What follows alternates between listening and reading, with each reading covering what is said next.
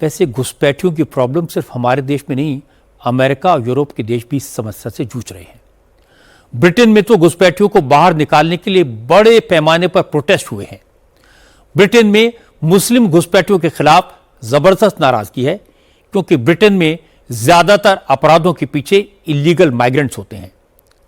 इसीलिए आरएसएस प्रमुख मोहन भागवत ने कहा कि इंग्लैंड ने भारत को बांटा, अब उसी इंग्लैंड में हालात ऐसे हो गए कि इंग्लैंड के टुकड़े हो जाएंगे।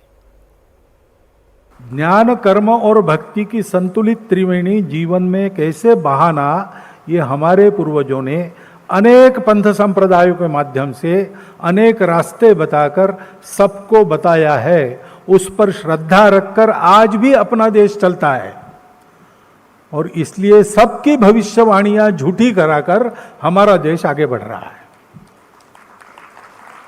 चर्चिल ने कहा था तुम टिकोगे नहीं, स्वतंत्र हो जाओगे तो बच जाओगे, वो नहीं हुआ। इंग्लैंड बटने की स्थिति में आ रहा है। हम नहीं बटेंगे, हम बढ़ेंगे आगे। कभी बट गए थे, वो भी हम मिला लेंगे फिर से। मोहन भागवत ने इंग्लैंड में बंटवारे की बात क्यों की, इसकी वजह मैं आपको बता देता हूं। असल में यूरोप में घुसपैठियों के खिलाफ आजकल जबरदस्त गुस्सा है।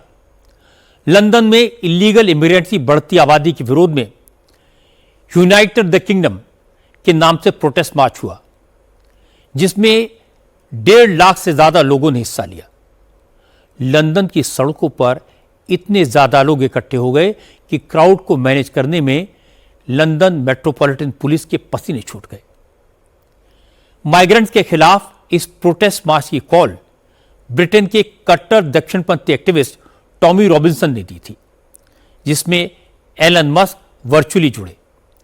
रॉबिन्सन पिछले कई साल से ब्रिटेन में अप्रवासियों और खासतौर से मुस्लिम कट्टरपंथियों के खिलाफ मुहिम चला रहे हैं। उनका आरोप है कि दूसरे देशों से आए मुस्लिम घुसपैठिए ब्रिटेन की सभ्यता और कल्चर को तबाह कर रहे हैं, ब्रिटेन के असली निवासियों का हक मार रहे हैं। यूनाइट द किंगडम मार्च के दौरान रॉबिन्सन ने कहा कि उन्होंने लोगों को बोलने की आजादी और ब्रिटिश विरासत को बचाने के लिए एकजुट किया है। रॉबिन्सन ने स्टार्मर की सरकार से मांग की कि इंग्लिश चैनल के रास्ते गैर कानूनी रूप से ब्रिटेन में घुसपैठ करने वालों को सख्ती की जाए, उनको ब्रिटेन में घुसने से रोका जाए। टॉमी रॉबिन्सन पिछले कई साल से इंग्लिश डिफेंस लीग नाम से एक संगठन चला रहे हैं और अप्रवासियों के खिलाफ लोगों को जागरूक कर रहे हैं। मुस्लिम कट्टरपंथी अप्रवासी अक्सर टॉमी रॉबिन्सन के निशाने पर रहते हैं। हालांकि वो हिंदू भारतीयों की तारीफ करते हैं, उन्होंने ब्रिटेन में रह रहे हिंदुओं की हिफाजत का प्रण लिया हुआ है। रॉबिन्सन प्रधानमंत्री नरेंद्र मोदी के फैन हैं और मोदी की हिंदुत्ववादी राजनीति का समर्थन करते हैं।